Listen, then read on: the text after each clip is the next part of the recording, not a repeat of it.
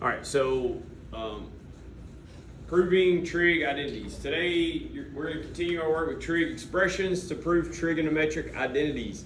A trig identity is an equation involving a trig ratio that is always true over the domain of the given function. Okay, so proving an identity is not the same as solving an equation. Okay, so you already have an equation, you know the equation is true.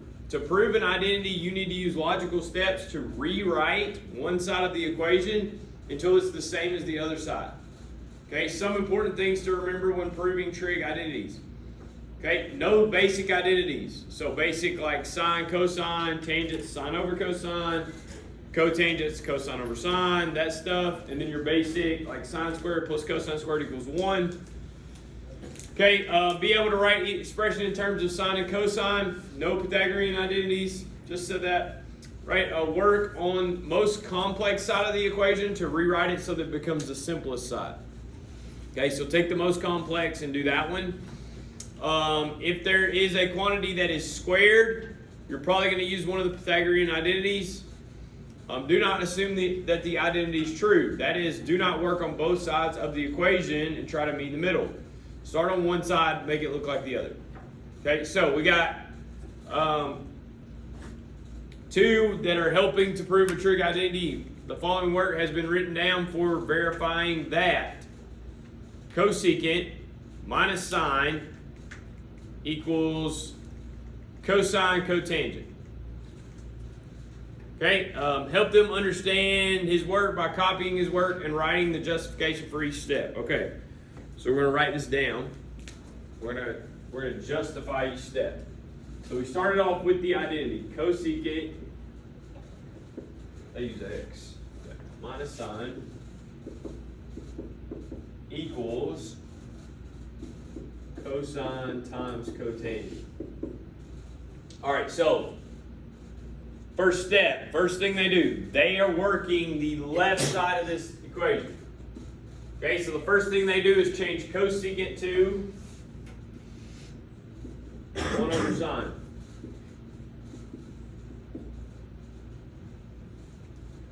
So what is that rule, right?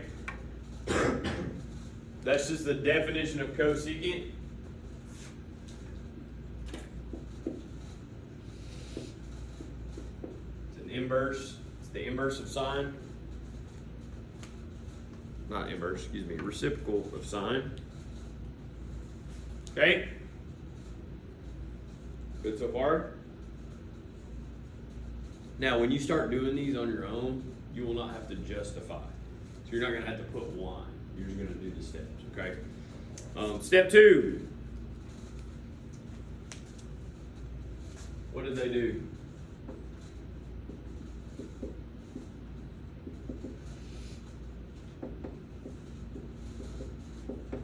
What did they do there?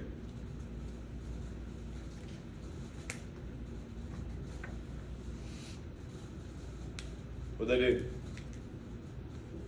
Come on.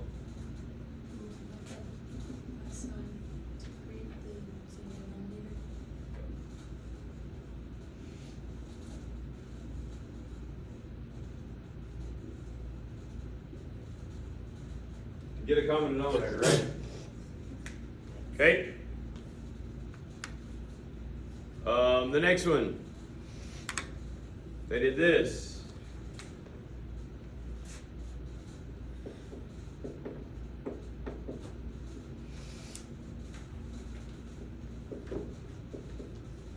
What's that? What'd they do there? They just, subtracted or added fractions. Okay.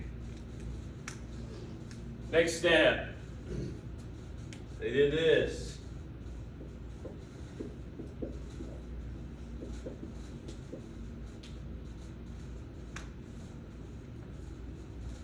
What's 1 minus sine squared? That is what?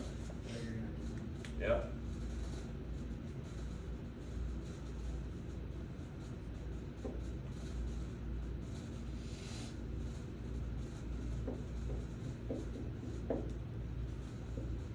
Okay? Then what they do?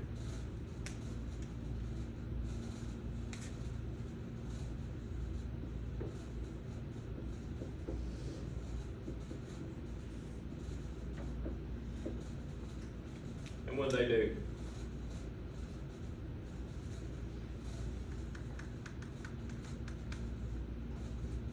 What they do here? They're just separated cosines. Separated the cosines. Cool. And then they're left with cosine of x times cotangent of x. How do you get cotangent? Yeah, it's just a definition of cotangent. Yeah, cosine over something. Cool. So here's the deal. They took the left side and then they match it to the right side. Yes. That's proving a trig identity. Got me? Yes? Everybody good? Okay. So, recognizing Pythagorean identities and rearranging these identities can sometimes make the simplification process have less steps. If you forget them, you can always rewrite the expressions in terms of sine and cosine and then utilize the fundamental theorem. Okay? Identify and verify each of the following identities using Pythagorean identities. Okay, so let's do this. Now we just don't have to do the justification piece. Okay? We'll talk through the justification piece. We just don't have to always write it down.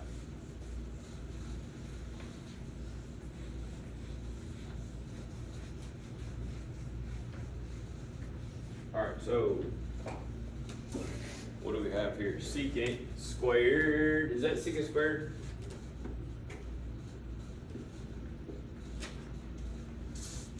Times 1 minus cosine squared equals tangent squared. Okay, what should we do? Could we do? Should we do? Go.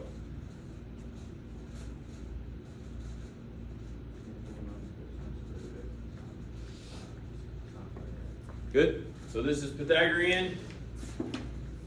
So we got secant square root of x times sine square root of x. Okay, awesome. Now what?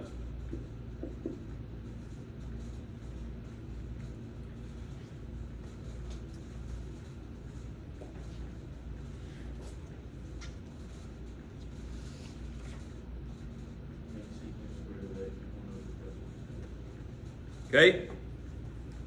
Secant squared 1 over cosine.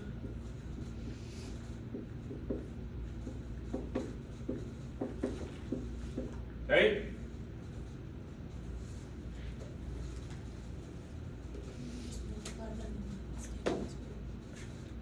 Just multiply. So sine squared over cosine squared. And that's what? Tangent squared. Do we get this side? Yes. Does that make sense? Good. Look at B. Look at B. Cosine of A times secant of A minus cosine of A. And we want that to equal sine squared. Okay? What could you do?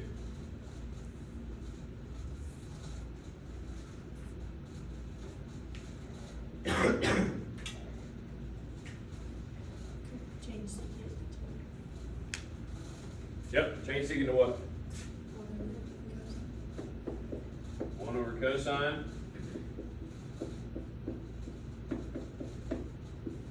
Cool. Then what?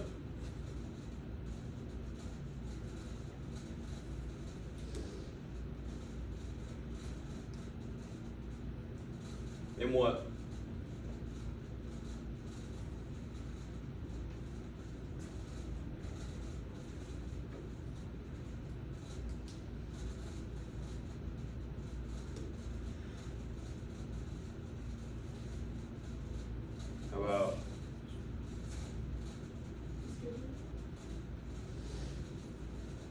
this is cosine over cosine minus cosine squared.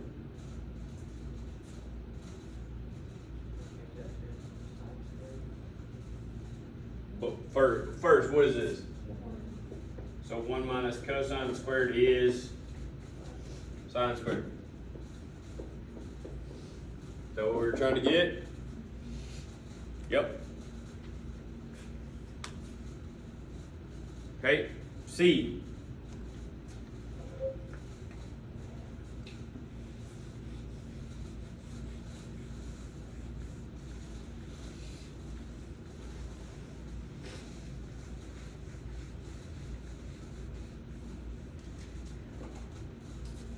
So we have cosecant minus cotangent times cosecant plus cotangent, and it equals 1.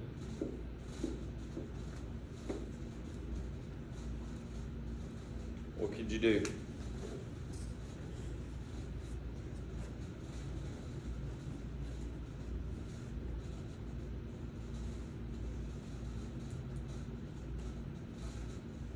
Thoughts?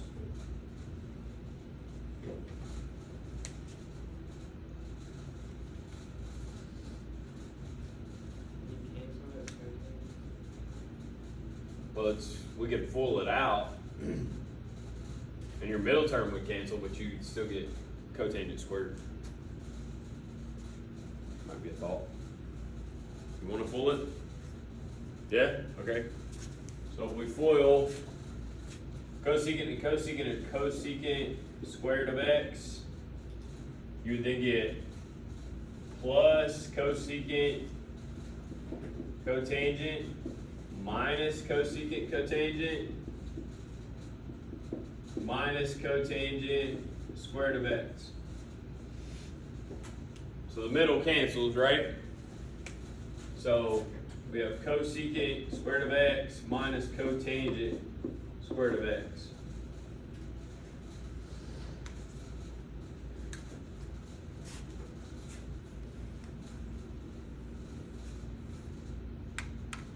What is that? Look right here. If I subtract cotangent, do I get cosecant minus cotangent equals 1? So we know this right here equals what? 1. Now, they said, right, so we know this equals 1, we could be done, right? They said if you forget that, right, could you go to the fundamental one? Yes. Right, so if we change this to 1 over sine squared, right, and then we change this to cosine squared over sine squared, right? So say you forget, you got a common denominator, so this is 1 minus cosine squared over sine squared.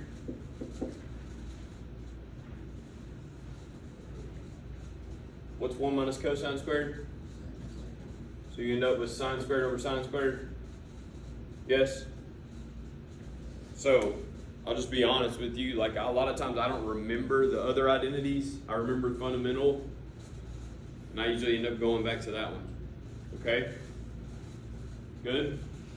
Okay, so here's what I want to do. I want you to try the next ones, and I will help you work them.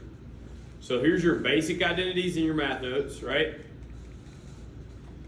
We have A through H, right? I'm gonna give Rose one of these, right? And then I'll try to work them up here as you work them. So that way I have them recorded, right? But you guys try them, right? Ready? Yes? A, B, C, D, A, B, C, D, McKinley, E, F. You got me? A, B, C, D, E, F. Go. Go. I'll try to work these with you guys up here.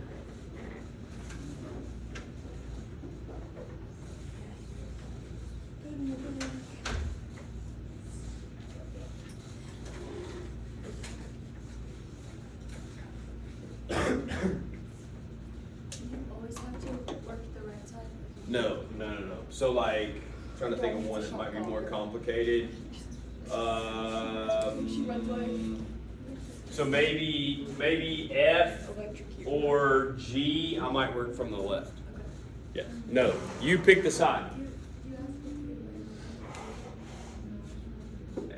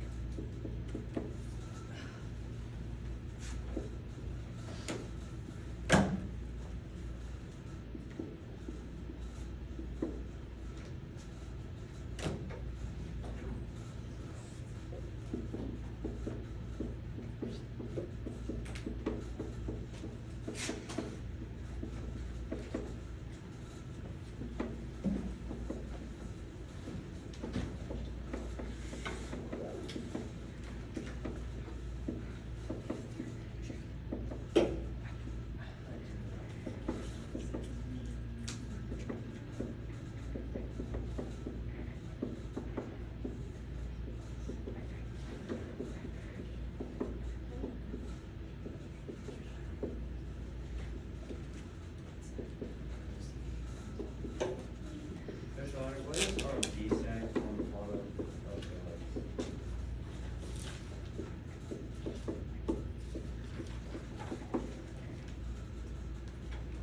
I'm about to do it.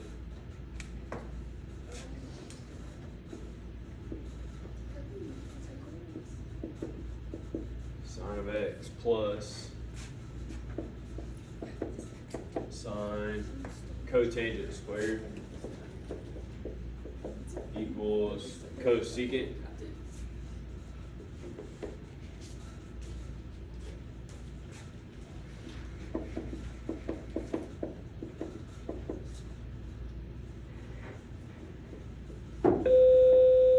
Pardon the interruption, Lakeway. 7th grade Beta Club members and high school choir members that are attending the Alps field trip today, please report to the choir room at the bell. Middle school choir class, you will meet in the commons with Miss Holly this morning. Thank you.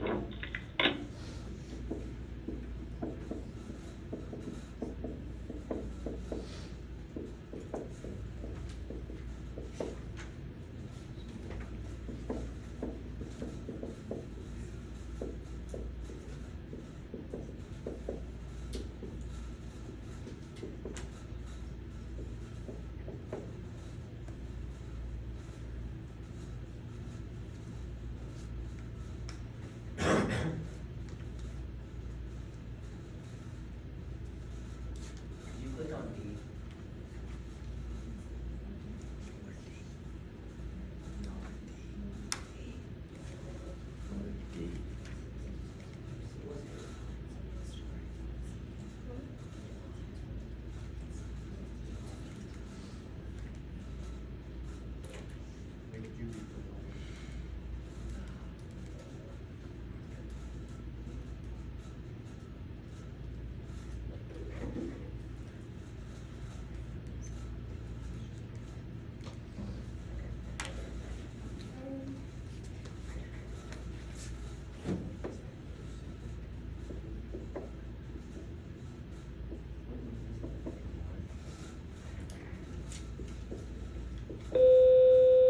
Pardon the interruption, Lakeway, one more thing.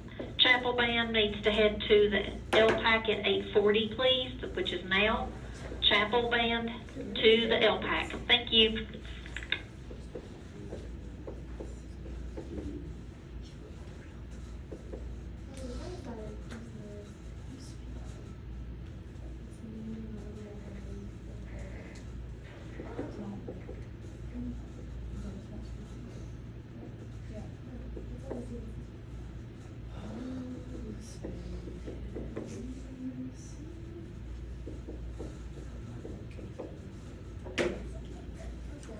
Yes. Is there any situation where you would work both sides? You're not supposed to. That's all. So You can do it that way. A lot of times you can go, like you could take one side, get to a point you're stuck. You could get the other side to that point to know it works. But the thing would be, they only want you to work from one side. If that makes sense.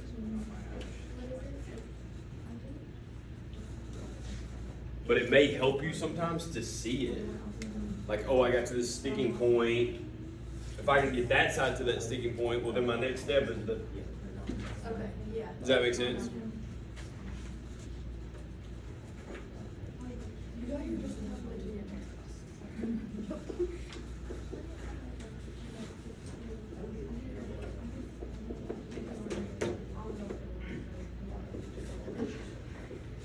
Too much to do.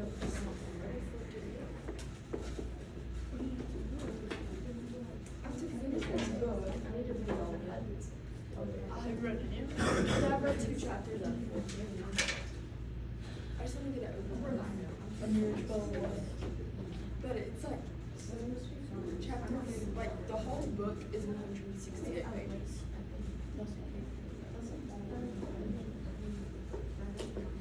But I have the audio book.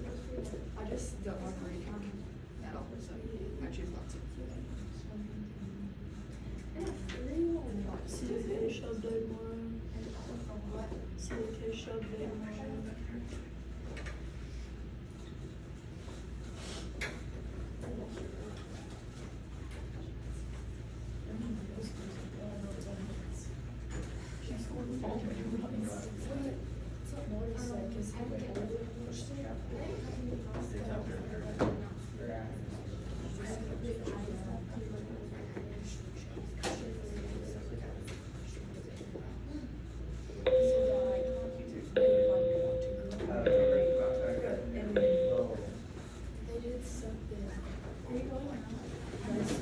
I'm out of room.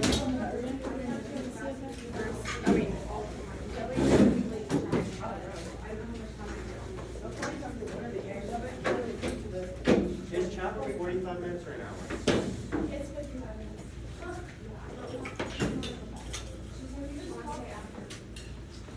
Oh, with like Grace there. That